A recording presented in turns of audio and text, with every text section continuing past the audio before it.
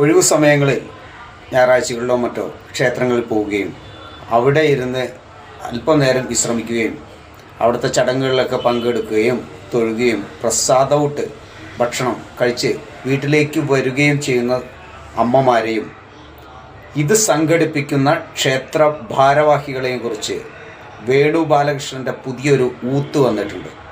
ഒന്ന് കേട്ടു നോക്കൂ. എന്നിട്ട് അതിന് തക്കതായ മറുപടി കൊടുക്കാൻ നമ്മൾ ബാധ്യസ്ഥരാണ്.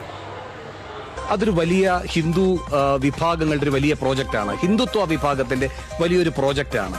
ഇപ്പോൾ ധാരാളം പ്രായമായ സ്ത്രീകൾ അവരുടെ ജീവിത രീതിയെ തന്നെ മാറ്റി മറിക്കുന്ന രൂപത്തിലുള്ള ഒരു കാര്യം കേരളത്തിൽ സംഭവിക്കുന്നുണ്ട്. അത് ക്ഷേത്രങ്ങളെ കേന്ദ്രീകരിച്ചാണ്.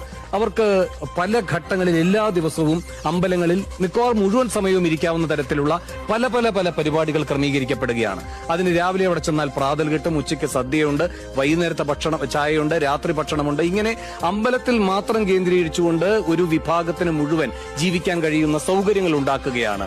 അതുപോലെ തന്നെ ഇവർക്ക് പെട്ടെന്ന് പറഞ്ഞു തീർത്തോടെ, ഇവർക്ക് ദീർഘയാത്രകൾ പല അമ്പലങ്ങളിലേക്ക്, അതെല്ലാം ചെറിയ പൈസയ്ക്ക് പോകാനും കഴിയുന്നു. അപ്പൊ ഇങ്ങനെ ഒരു ജീവിതത്തിൽ അമ്പലത്തിലേക്ക് പോവുക എന്നത് മാത്രമാണ് ജീവിത രീതി എന്ന് ചുരുക്കുന്നു. ഒരു കൂട്ടായ്മ എന്ന് പറയുന്നത് ഒരേ വിശ്വാസമുള്ള ആളുകളുടെ കൂട്ടായ്മ മാത്രമായി ഒരുങ്ങുന്നു. ആത്മീയതയായാലും വിശ്വാസമായാലും ഒക്കെ ഏത് വ്യക്തിക്കും ഏത് അളവ് വരെ വേണമെങ്കിലും അത് ജീവിതത്തിൽ കൊണ്ടുനടക്കാനുള്ള സ്വാതന്ത്ര്യവും അവകാശവുമുണ്ട്. അതിൽ പ്രശ്നമില്ല. പക്ഷേ മതവും വിശ്വാസവും എല്ലാം രാഷ്ട്രീയമായി ഉപയോഗിക്കപ്പെടുന്നു.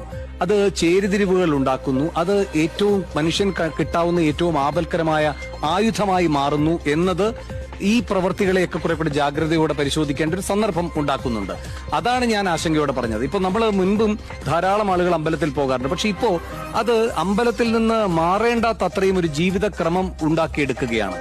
അത് യാദൃച്ഛികമല്ല. അതാണ് ഞാൻ നേരത്തെ സൂചിപ്പിച്ചത്.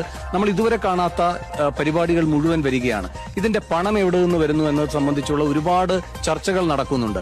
ഇപ്പൊ ചെറിയ ക്ഷേത്രങ്ങളിൽ പോലും എപ്പോഴും ഈ അന്നദാനം ഉണ്ടാകും.